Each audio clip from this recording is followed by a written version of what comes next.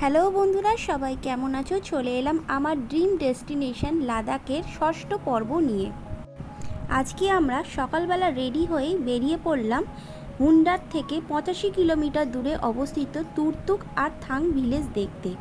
এই Turtuk village Indo park বর্ডারের কাছে অবস্থিত। তুর্তুক ভিলেজটি 9846 ফুট উচ্চতায় অবস্থিত।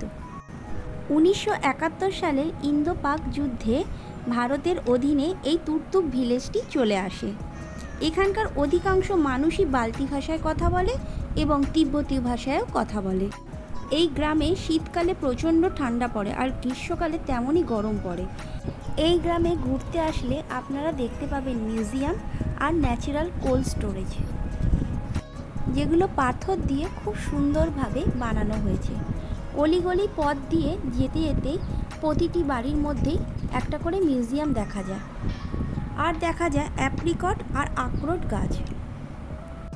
অ্যাপ্রিকট সিজনে আসলে এখানে চারদিকে অ্যাপ্রিকট ফুল হয়ে আছে দেখা যাবে।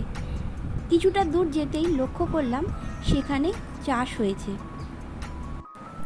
গম, যব, মটর কড়াই এইসবেরই চাষ হয়েছে। কী যে অপরূপ দৃশ্য সেটা বলে বোঝাবার নয়।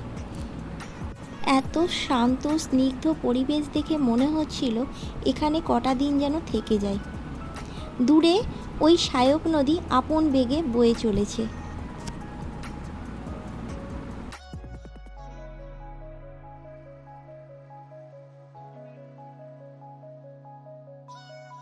এখানে কিছুক্ষণ সময় কাটিয়ে আমরা চলে গেলাম টুকটুক ভিলেজের জেবা টুকটুক ব্রিজ দেখতে। এই ব্রিজের নিচ দিয়ে বয়ে চলেছে একটা সুন্দর পাহাড়ি নদী। আমি অবশ্য এই নদীটার নাম জানি না। যদি কেউ এই নদীটার নাম জেনে থাকো তাহলে কমেন্টে অবশ্যই জানিও। এখানে প্রচুর রেস্টুরেন্ট, থাকার জন্য হোটেলও আছে। কেউ যদি থাকতে চায় তাহলে অবশ্যই এখানে 1-2 দিন কাটিয়ে যেতে পারো। তুর্তুক ভিলেজে ঘুরতে এলে লোকাল দোকান থেকে অ্যাপ্রিকট, আখরোট এইসব কিনে নিয়ে যেতে যেন ভুলো না।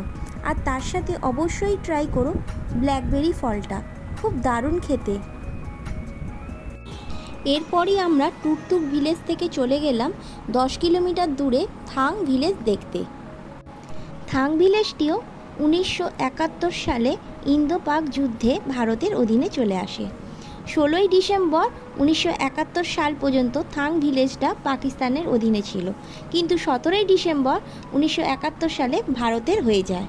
কি অদ্ভুত, তাই না? এখন আমি যে জায়গায় দাঁড়িয়ে আছি সেই জায়গা থেকে মাত্র 2 কিলোমিটার দূরেই পাকিস্তানের ফাগনু ভিলেজ দেখা যাচ্ছে। এই থাং ভিলেজটি ইন্ডিয়ার লাস্ট ভিলেজ। আবার ফাগনু ভিলেজটাও পাকিস্তানের লাস্ট ভিলেজ। এখানকার লোকাল লোকেদের কাছ থেকে দূরবীন ভাড়া পাওয়া যায়। আমরাও দূরবীন ভাড়া নিয়ে এখানে দূরের দৃশ্যগুলো ভালো করে দেখার চেষ্টা করলাম। দেখতে পেলাম ইন্ডিয়ান আর্মি আর পাকিস্তান আর্মির বাংকারগুলো আর ফাগনু ভিলেজটা। থাং বর্ডার ভিউ পয়েন্ট দেখে এবারে হোটেলে ফেরার পালা। আমরা হুন্ডারের উদ্দেশ্যে রওনা দিলাম। পথে পড়ল এক অজানা পাহাড়ি ঝর্ণা। ঘুরতে ঘুরতে অনেকটাই বেলা হয়ে গেছিল। লাঞ্চের কথা কারোরই মনে ছিল না, তাই জন্য ফেরার পথে আমরা একটা রেস্টুরেন্ট দেখে লাঞ্চটা সেরে নিয়েছিলাম। আজকের ভিডিও এখানেই শেষ করছি। ভিডিওটা ভালো লাগলে একটা লাইক করে দিও, চ্যানেলটাকে সাবস্ক্রাইব করতে ভুলো না, আর বন্ধুদের সাথে ভিডিওটা শেয়ার করে দিও। খুব তাড়াতাড়ি ফিরছি বাকি পর্বগুলো নিয়ে।